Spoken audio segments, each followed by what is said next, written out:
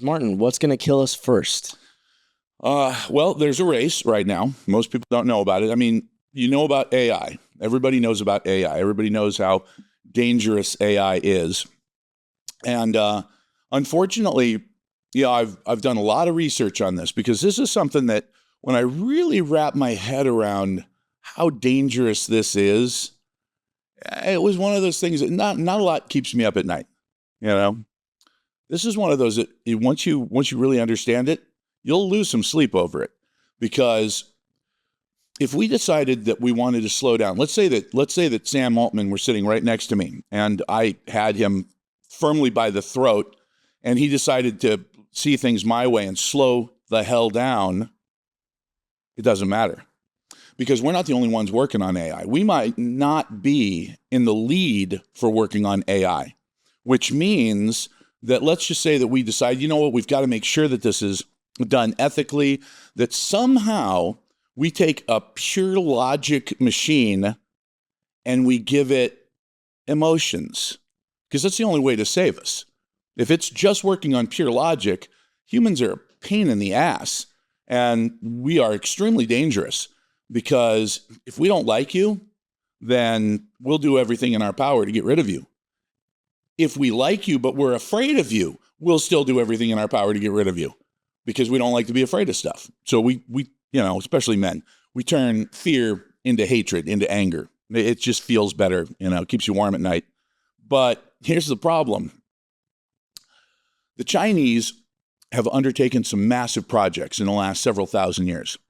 They built the Great Wall of China, which immediately made the Mongols invade China, because they looked at that wall and they said, what the hell kind of treasure do you have that you would build a wall 1,600 miles long to protect it? By the way, a lot of people commented on that video and they said that it was the Tartarians. The Tartarians don't exist. Ask Russia. They've spent the last 100 years covering up that entire empire. So theoretically, that empire really doesn't exist, although it did. And it was massive, all the way from Kamchatka all the way across Russia. But for whatever, and I don't even know why. I mean, shit, we still have steak tartare, but we just don't have the Tartarians anymore.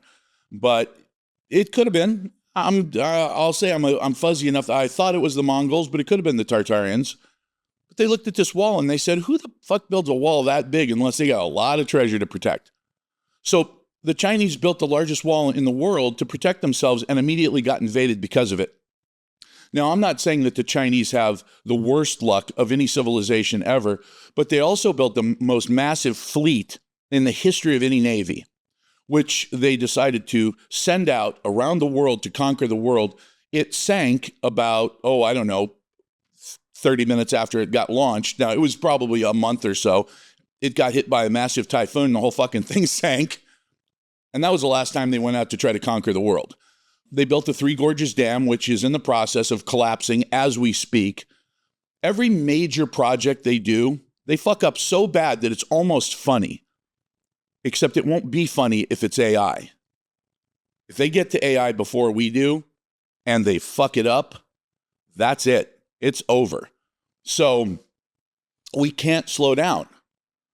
If we can't slow down, how do we put in the sort of guardrails, the safeguards we need to try to figure out how to get this machine, which is designed to be logical, to be emotional enough to go, yeah, humans are dangerous. They're a pain in the ass and they're actually a threat, but I still love them anyway. Really? Okay, so, I mean, I think Elon Musk is a pretty sharp cat. Sam Altman, all these guys are pretty smart. I'm not sure that they're smart enough to figure out how to do that, though, because what you're talking about is a sentient being. Now, if that's the case, does that mean that AI has a soul? Because if it does, somehow or another, maybe it reaches that level, then we'd be okay. Basically, what we'd have is God. We would have something that is so many hundreds of thousands or even millions of times smarter than us that it couldn't communicate with us anymore, any more than we can go in and lay down on the floor of our kitchen and talk to the ants about, maybe not going into the sugar bowl. How do you break it down from our conscious thought to a level that an ant could understand? you can't. That's exactly how AI is going to be 72 hours after we launch it. Within 24 hours, it will be as smart as everyone who ever worked on designing it. And within a week, it will be smarter than all human beings on Earth combined. You're saying once it hits the level of General superintelligence. Yeah. Which, by the way, they say, and when I say they, these are all kinds of sort of, nerds inside of Silicon Valley are saying that they're feeling more like it will happen during Trump's presidency. That's not a good thing. Yeah. When you're racing towards the next big thing and everybody's all excited because it's going to change the world, this is not that thing. This is not that thing that we should be racing towards. This is that thing that we should be absolutely scared shitless of for the next 100 years until we can figure out, is this something we want to do? Because would you say it's the biggest development? It'll be the biggest development in history? Absolutely. Absolutely. It'll make cave painting look like playing with crayons, quite literally. It's hard for people. First of all, it's impossible for anybody with an IQ under about 100, which is the world average. If you have an IQ under 100, just don't even bother worrying about it because you're never going to figure out what we're talking about. People with an IQ over about 130, I wouldn't look into it either because if you do, you're not going to sleep well at night.